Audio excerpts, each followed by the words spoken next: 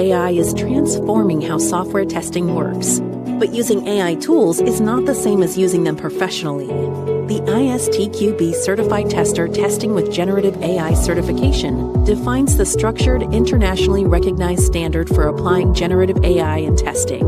It validates your ability to engineer effective prompts, evaluate AI outputs, enhance automation, and integrate AI into real testing workflows. This is more than experimentation. It is professional competence. Stand out. Prove your expertise. Get certified in testing with generative AI.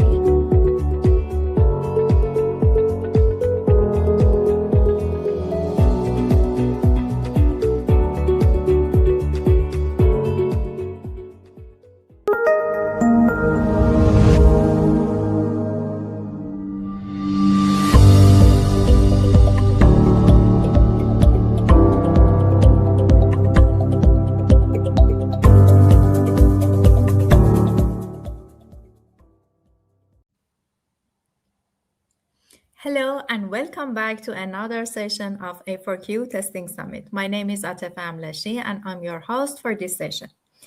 Here I have Richard Seidl with me. Richie is a software testing expert and agile coach, and he also has two famous podcasts in software quality, one in German, one in English. Richie is a keynote speaker in several famous international events, and I used to hear from him that testing is a people business. Now I'm wondering, in the age of AI, if it's still relevant or not. Thank you, Richie, joining us. And we are interested to hear from you. Yeah, thank you very much. Thank you for your kind words. I really appreciate it. Hope I can now focus on my presentation here. Yeah, testing is a people business. I think that's so true for especially these days where we're all talking about AI and this stuff. Yeah, as Atife said, I'm 25 years now in software testing business. I did a lot of projects in different branches, in different areas of the whole industry. And for dealing with my traumata from my projects, I wrote 8 books to get some self-healing, and that was not enough. So I also started this 2 podcasts Atife mentioned now, one in German, one in English, and the English one you find on the link tul.fm. So if you're interested in getting some insights from experts from around the world about software testing and software quality, so feel free to subscribe to the podcast and hear and see what others have to say about this interesting part of our testing life. Yeah, let's go into it. I wanted to start with a brief but incomplete history of testing. So a look at the last years of testing and where we are standing now, because I think it's always good to understand the past to see what we can do in the future, especially in this dynamic world we are now living. And therefore, I have such, I see all the time in companies and also in the big picture from the whole testing industry where we come from. When we start with testing, usually or a new project is started, it's more often that we do not really test. We have developers developing code, writing code, and quality is happening, or it's not really happening. It depends on more or less if someone is interested in or not, but it's more by accident, but by plan or by strategy. And it's totally okay if we start a new project and we get into software development, or if a company starts a new MVP or something like that. That's a good way. But I think more of that we are out of this era now, and we are in higher levels of the of dealing with software testing and software quality nowadays. After that, usually when you see it in startups, when they started with software development and have the first iterations of the software done, they began to that someone says, okay, I want to test. I want to see if it's really working what we are doing there. Or I have also had projects in my early time of my career where someone is forced to test. Usually the developer who writes not the best code was forced to be the tester. If we start in this way of testing, it's always very unstructured, more exploratory testing, dealing around, finding some bugs and get out there some value. But the focus is on bug finding and not really on building quality into software. Okay, I think that this part is also mainly gone from the most of you people there and in the projects. And when we see the whole history of testing about more than 20 years ago, some people sat together and said, okay, we have to professionalize software testing. We have to make it better. We have to deal with the role as a tester better. And it was the rise of the ISTQB, of the first foundation level syllabus, where we all have this glossary, these test methods, test strategies, all combined in a syllabus, in books, in literature, and testing becomes then measurable. So, and I think this is where a lot of companies are now there, where they write the test cases from mainly for higher levels of the testing process, like system testing or acceptance testing, and we have good test cases that we can test and can say, okay, does our software work? And it works very well in the first years, but also 20 years ago, 25 years now, we have another part of the software development rising up, and this was all this agile stuff. And agile was, I think, the first really, really big pain point for us as tester, because now the people say, okay, we have iterations, and iterations are about 2 weeks. We have to deliver every time a new software package, and you have to test in these 2 weeks all the regression testing and all the stuff. And we said, okay, as a tester, we cannot do it by hand. We have to put in the effort into automation. And I think this was the big rise and the big grow up for test automation tools. And now in the third, fourth generation of these test automation tools, we have a huge support from this automation stuff to get our quality inspected, measured, and our test cases done. We have to deal with the keyword and data-driven stuff. But when we look at companies, we still see that there is, especially in big companies, that this automation work is still an automation work for testers on a very high level, also on system and on acceptance testing. So it still remains that developer, they have to do their unit tests, it's for them, and the testers, they have to do their UI tests and end-to-end tests.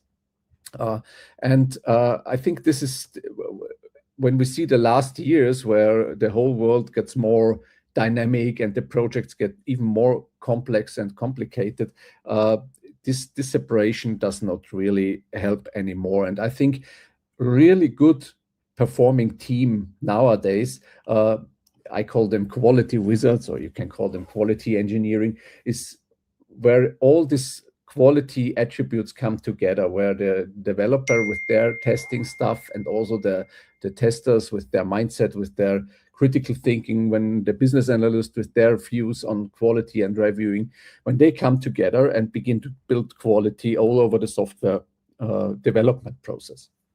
And I think this big shift is nowadays happening for a lot of companies now, coming from the automation, but still the separation here to this all over software development, quality engineering stuff.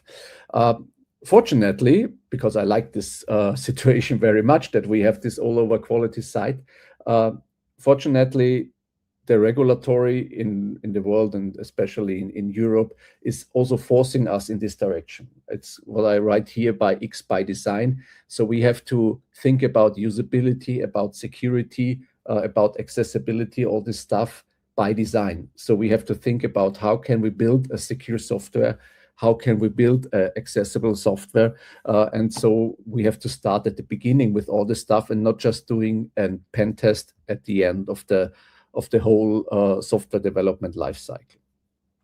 Also, when I come to a company and I look at processes and all this, how can I see if they are already there doing quality engineering? And one very interesting point for me is how do they deal with test automation? Do they still see test automation just the UI path, or do they still see test automation at an automation part at every test level?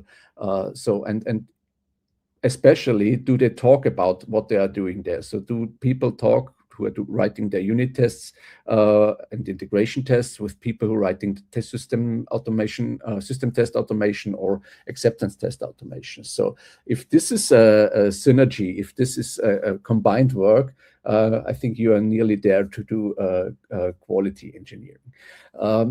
And this all usually done in an integrated environment with CI/CD.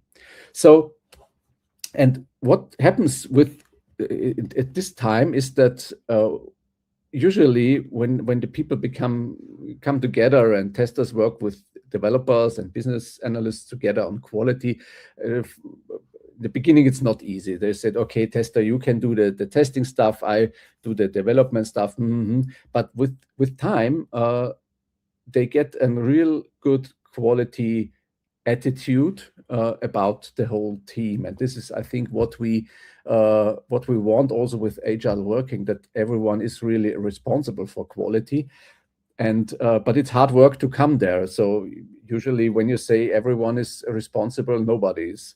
So but when you work in this way months and years, then you get this attitude for the whole team. And I think high-performing teams nowadays are there. So I think this is where we are now. And before we come to the future and to the people part, I want to share with you some thoughts I have about AI and AI in software testing in a special way. The first one is what I really like with AI is what we see. It's that it democratizes the software development process. So in former times with other innovations, we always see that technical innovations always helps to democratize something in the world. So when we look at the internet, everybody has then access to information all over the world. It's not, we just don't have to rely on just the newspaper. We get at home and to the television, so we can change. We can set up where we get our information. With YouTube, when YouTube was innovated, and now there you can do your own radio station, your own TV station on the internet. With Airbnb, you had the opportunity to play your own hotel at home and also this stuff. And with all the Web 2.0 stuff, a content creator, you become a blog writer, a creating person. And now with AI, so the last fortress is open. It is software development. So up to now, a software developer has the holy grail, and nobody was allowed to see from the outside what he's doing. And now with AI, everyone is capable of writing software. That's a very, very interesting thing, because now we are able to build a lot of more software, but we have to think about that the quality of the software is maybe questionable. So it's not always just the good part, but it's we have to deal with this, that people who were not able to write software up to now, they will do it in the future. So that's a fact. And we as testers, as quality people, we have to deal with this software. And there will be a lot of software. So we see it nowadays, all this new apps, new websites, new tools on the market. Everyone is able to write something. And but we also see in the news what's happening if the software is not working, because when you don't have any clue about software development, it's not easy for you to fix it if there is a real problem in there. The second one is I want to mention about AI is that with AI, we focus very much on the outcome and not on the process. So you prompt something in, then you wait, look out of the window, and then you have your outcome and you are happy. And you can use it in testing, especially when you see your requirements, your user stories, say, okay, write me some test cases, then you get some test cases. And maybe they are good, you can check them, can review them. But what you miss is the whole process of creating something. And this process is also a learning process. And especially in testing, when we look at testers up to now, when they get the first user story and the first requirement documents, and they read it and want to write some test cases for them, there you just read one paragraph, and then you have, I think, 5 to 10 questions you want to get answers to, because there is not really clear what it's meant. You have to, which software is meant, which system should be integrated there. So what usually happens is that you take your questions and run around the whole company, talking with business analysts, with UI experts, with the ops team, with support and so on, to get this information. And you learn a lot about this software, about this application you have to test. And I know a lot of testers who are, one of the key knowledge people in a software development team, because they need all this information to make good test cases. And I think there is a gap when we now use AI for all this stuff, not reflecting and not thinking about that we miss this learning about our software. And this is also where a little bit comes in the idea of it's still a people business, because when we think of agile stuff like BDD or Three Amigos or something, there's always the idea to get an overall view for all people what we wanted to build with this software. And when we just focus on AI outcome, we will miss that a lot. The next thing is that every innovation also brings up its opposite. And I see that a lot now in companies and on conferences too, that with all this focus on AI, which is a very technical part, everybody is looking at how can we deal with AI.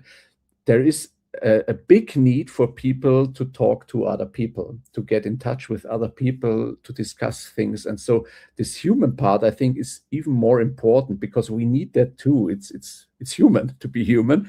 And with all the focus on AI, it even gets more important to have this relationship, to have this discussion with other people there.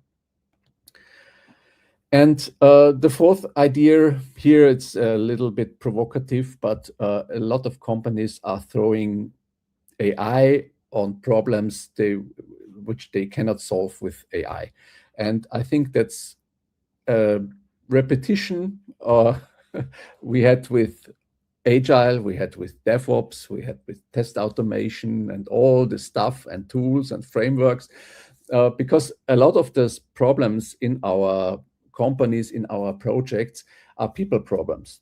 They have conflicts, they have bad relationships and something like that. They cannot transform their business needs into technical specifications and this stuff. And it's mainly a people business there.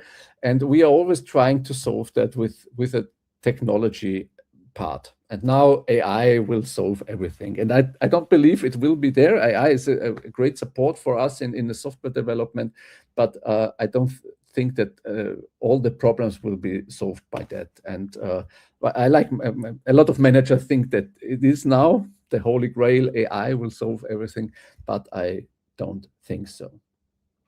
So what I think what's now on the plan for us in testing to deal with all the stuff is to build up a new skill, a new part of our role, growing up from the quality engineering more to one very, very, very important test goal we have.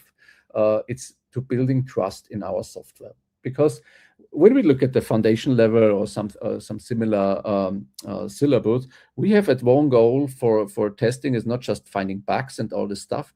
It's also to building trust into software. And when we now get a lot of software which is AI generated, someone has to help to build trust into this software.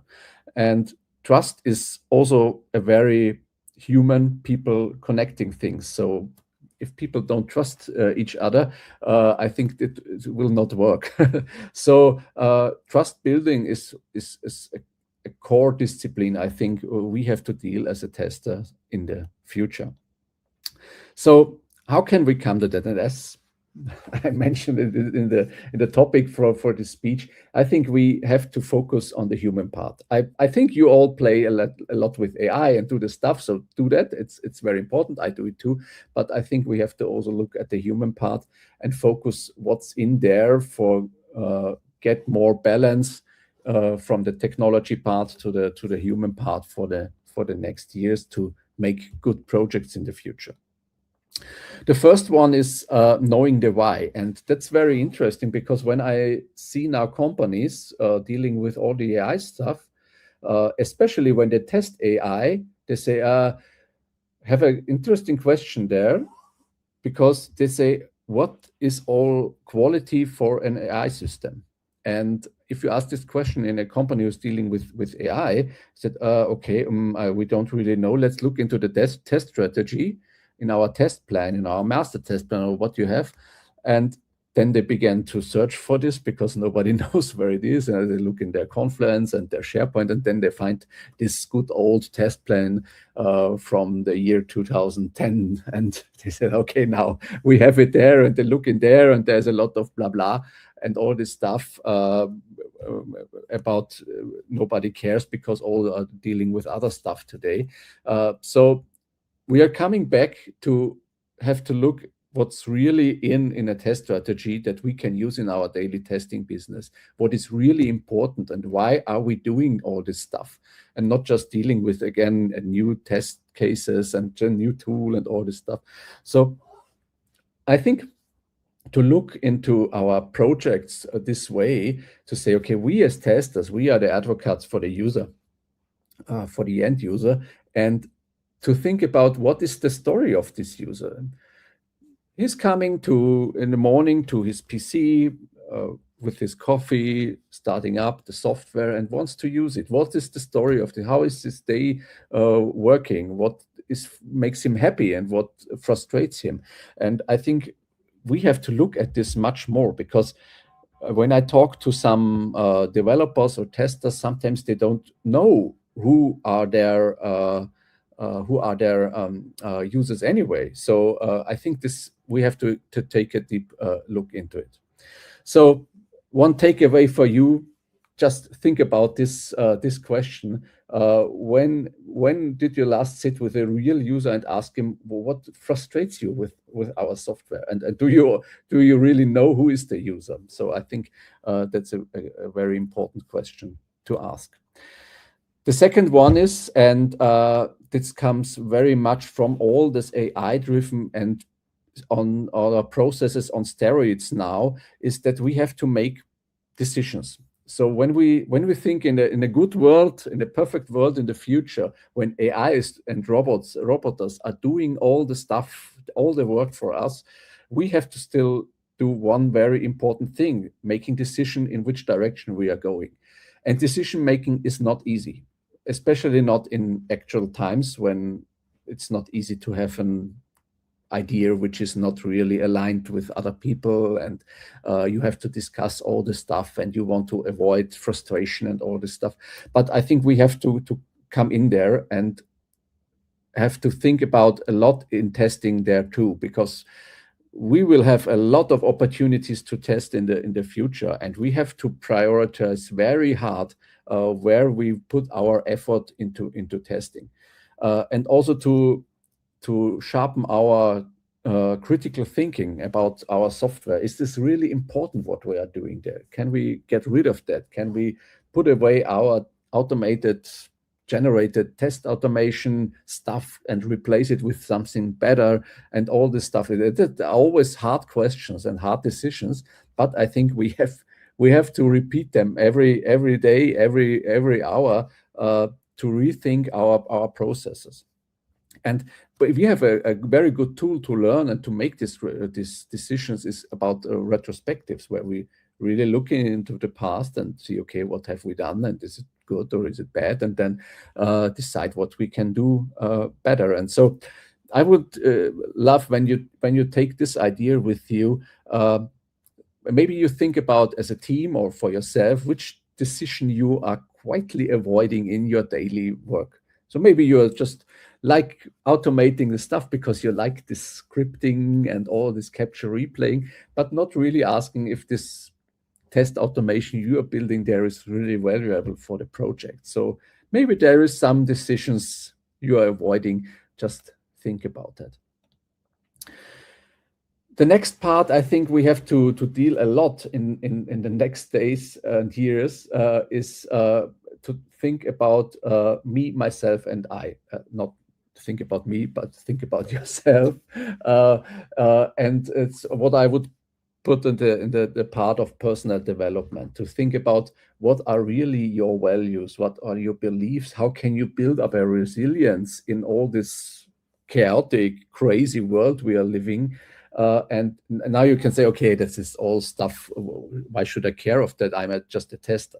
But especially, as I said before, as a tester, you are a connection between a lot of people there. So you have to deal with the people with their beliefs and all the stuff. And so you have a good resilience for yourself, and you have a good self-awareness for yourself to deal with all this in the future. I think the times will not get even more comfortable. I think it will be more rough in the next months and years. So I think that's a good skill to invest. And also to be more proactive in this area, because it is here written as less me. It's in Germany, we always have a very look on the bad side of life. So it's a lot of me. It's all the bad. The weather is bad. Coffee smells not good. It's cold, and the soup is not hot, and everything like that. So what can you do to overcome this and to get more proactive into a solution together with the other people? And if you hear some people complaining, go there and say, okay, what can we do about that? What can we make better? And one takeaway for you there is for me that the question, which belief in your role are holding you back? And I think this is a very interesting question for us as testers, because I see often meetings where I sit there and the developers discussing with architecture and with business analysts, and I know that the testers have a lot of valuable things to say, but they don't say it in the meeting. And afterwards, they are not really happy, but they don't have this confidence to really stand up and say what they have to say. And when I work with them, usually there are some beliefs behind it, that there is a status between the divas of software development, and I'm just a poor small tester there. So think about that. What is how do you define your role and your beliefs in that role? I think that can really help you to get into more clarity for the future. And yeah, you are not alone with yourself. There are also others, a lot of others around us. And I think we have also to recreate and to repair a lot of relations there. And to build more trust to other people, because in the end, it's the other people who will stay there in our projects. And I think we have to look at this too. When we think of testing, we have a lot of stakeholders, as I mentioned, and they have all different needs. They have different ideas on what testing and quality means, and to communicate with them, to get their information, to have some empathy for them, to a developer who has a full day and don't want to see our 17 bug issues now on this day too, or to ops team who's dealing a lot with infrastructure problems maybe, or something like that, just to be more empathic and to deal with this stuff and to help the people. And it's a little bit like a coaching on the job.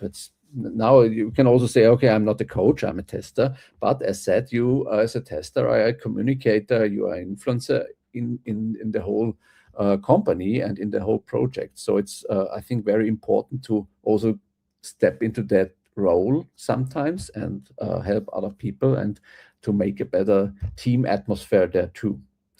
So maybe you want to think about this question: who in your organization needs to hear what you already know? Sometimes you hold back something, not consciousness, but unconscious, and just go to him and her and share the information and help other people understand what you are doing and what are maybe risks you see and what are ideas you have, and share this with the other people.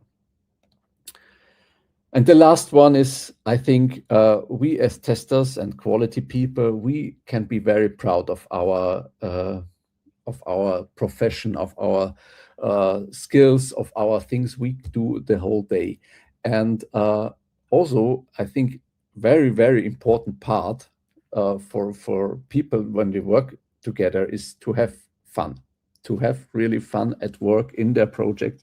And I think this is also a part, not just we as a testers have to look at, but the whole software team, the whole project team you are in can have more fun and have more fun to work together. Because we testers, we have the coolest job.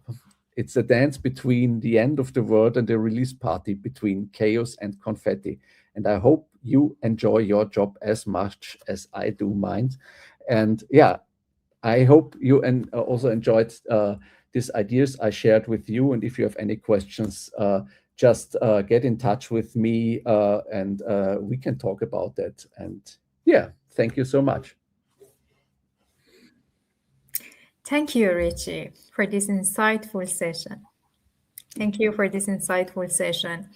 It was a great reminder that while tools, automation, and AI evolving, quality still starts with people. Yes. Yeah, I can see we have some questions here. Okay, you mentioned quality is a team attitude, but our management still measures us on test cases and bug counts. How do you usually start that conversation with the leadership? Yeah, it's that's always. I think managers need one very simple solution. So they want to measure something which they can measure very, very, very easy, and bugs and test cases you can measure very, very, very easy. But I think when we see the slides today, the world is now so complex that these easy solutions won't work anymore. So when I come to the management, and I think the first idea we have to plant into their minds is that testing is not about test cases and bugs, it's about avoiding risk in the future. And if you say to the manager, do you sleep well when nobody's testing here? I think they begin to think about, okay, there is something we have to do about the quality attitude about for the whole team. Yeah, and that's the first step, to think about the risks, to talk about the risks, and that's not a part of the testing part, but also of the developer and the others. And then you have the attitude part. Okay, thank you. And the next question that said that, okay, AI is changing a lot of things. Half of people, they are excited about these changes, and half of them, they are worried about their job. And you mentioned about the necessity of the human reorientation, but how and what we should do? Yeah, I think that's one part of this empathy thing. I see a lot of teams where people are are really scared what's happening now. Do I have a job tomorrow? What is with all this crisis all over the world? Now we just had one pandemic. Now we have this economic crisis everywhere. So the people are scared and are overwhelmed and frustrated a lot. And I think one thing helps a lot in this situation. This is to talk about this stuff. And if it's at lunch or at the coffee time or some other things, just to talk about what's on your mind on these things. Not in a way blaming about everything, but what do you really feel about these things? And this is the first step to build up more trust, more empathy, and then to build a better team who can support each other. Mm-hmm. Thank you. It's a good advice. I'm an ISTQB certified tester, and I see all of this human stuff are sitting kind of outside of ISTQB syllabus. Do you teach ISTQB material with this human angle, or is a separate course? I think it can be very well combined into the ISTQB world. Sure, the syllabus is very on a part where we have to deal with the test levels, with test methods, all this stuff, with a lot of keywords we have to learn. But when you do a training or something like that, there's always a way to put in more the people business too, to help people to understand, to give them some methods how to think about others in the team, how to communicate. So I always love to combine these things because I think technical and human parts, so they have to join. Agree with you. Yes, technology can support the process, but collaboration, communication, and human connection are what truly make difference here. If you like Richie's presentation, please scan the QR code and vote for Richie for the best speakers and best talk. Thank you. Thank you everyone for joining us, and enjoy the rest of Testing Summit. Still, we have other stream in French and German, and also ISTQB dedicated stream in this summit. Thank you for joining us. Thank you. Bye-bye.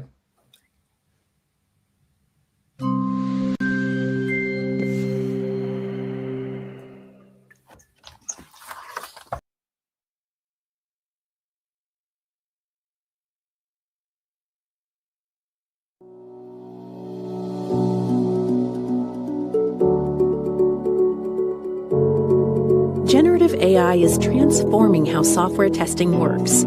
But using AI tools is not the same as using them professionally. The ISTQB Certified Tester Testing with Generative AI certification defines the structured, internationally recognized standard for applying generative AI in testing. It validates your ability to engineer effective prompts, evaluate AI outputs, enhance automation, and integrate AI into real testing workflows. This is more than experimentation. It is professional competence. Stand out. Prove your expertise. Get certified in testing with generative AI.